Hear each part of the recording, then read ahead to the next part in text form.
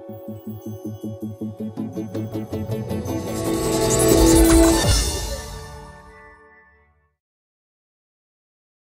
Android fans, this is Eric from HollywoodPhoto.com with another Android app review. Today I'm going to be talking to you about Flight Tracker, which is an awesome app to keep track of your flights. You'll see more in a little bit. I just want to remind you that this review is being sponsored by AndyTags.com, so head on over to AndyTags after the break and check out their really cool NFC stickers and keychains. Anyway, when you're traveling, keeping track of your flights is one of the most important things, and Flight Track does an awesome job of that. So let's hop on my phone and also my tablet. I'm going to show you both interfaces and show you why I love this app so much. Okay, so here we are on my phone. This live wallpaper you're seeing has nothing to do with Flight Track. That's just a cool live wallpaper, which I did a review of a week or so ago if you want to check that out. But there's Flight Track up there in the corner. So I'm going to hit that icon and open it up for you. I'm presented right away with flights that I have taken, and well, I didn't fly from Paris to Bordeaux, but I just added that on there so that I could show you guys what it looks like. Basically, if you want to add a flight, you click this little add button, and then you can enter your airline and flight information. It has a cool kind of feature if you just want to play with it, where if you just shake it, then it comes up with any random flight. So I'm going to choose that just so we can see what a flight looks like when it's ongoing. You'll see it has the your terminal, the gate that you're leaving, and this is already left. It left 1 minute early. It also lets you know exactly where you're going to be landing and what gate you're going to be, what terminal you're going to be landing at. Now this keeps track of all that stuff for you, so you can go in anytime and you can see exactly what gate you're going to be leaving at. It's updated in real time, which is really awesome. You see that little airplane at the top shows you how much further you have to go, and that is continually being updated as long as you have an internet connection, of course. If you're flying and you have your phone in airplane mode, you're not going to be able to do that, but that's okay because you can track it probably on the onboard system. So if you hit the time button, they even give you a delay forecast, like how often is this flight delayed. So if you're going to be traveling, you can look a day or two in advance and kind of see the flight you're taking. Is it likely to be delayed? Or is it often 15 minutes late, 30 minutes late, 45 minutes late? Looks like this flight is late 25% of the time. And of that, most of it is 45 minutes late, which is not so good. Also, flight schedule gives you the entire flight schedule and additional information if need be. So it's great for that. When you hit the little Earth symbol, you're going to go into a map. You're going to see exactly where the airplane is on that route and where it's headed, which is pretty cool. If you click the little button, you'll find out exactly what airport it's headed to, and you can zoom in on this if you want. This is powered by Google Earth, so it's pretty accurate and exact. So then click the last button, and I love this. Find alternate flights, call the airline. For some flights, it has a Seat Guru seat map that'll show you the seating. You can get terminal maps of the terminals that you're going to be going to. Now some of these are pro. There's Flight Track Free, then there's Flight Track the paid version, and then there's Flight Track Pro. So if we go find alternate flights, right now it doesn't have any. Obviously, if you're traveling domestically within the US or wherever you live, you're going to have more alternate flights than if you're flying to another country. If you call the airline, it takes you right to your phone to call the airline. Seat Guru map doesn't have a seat map for this particular flight, but it does for a lot of flights.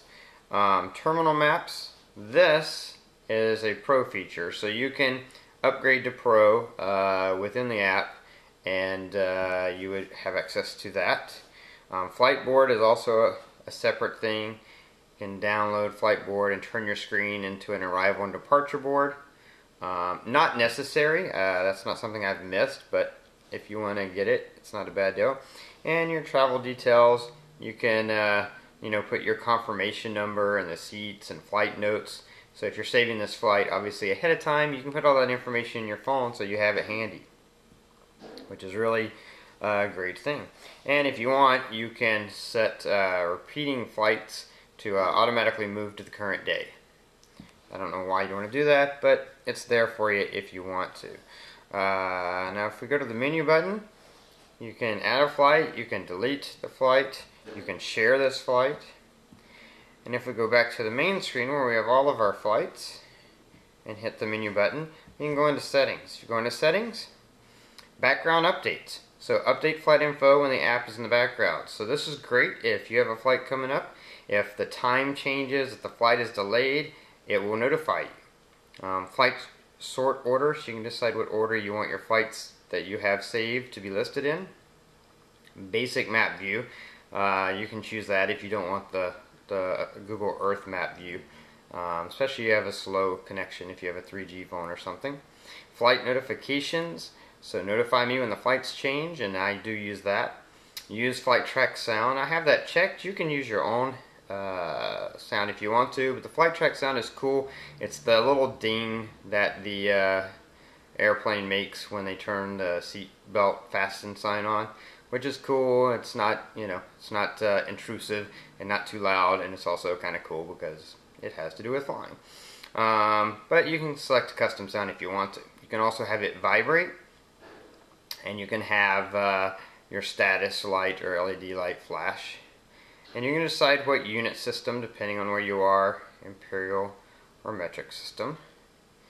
And you can set your time zone to display either based on the time zone you're in or the time zone that your flight is going to, or wherever where it's at. And then units system, you can change the system units displayed, such as speed and altitude, so you can display speed in knots if you want to. So that is the basics of FlightTrack. It's a great app. I'm going to bring my tablet in really fast and show you that. So with the tablet, you have, see if I can get wider here.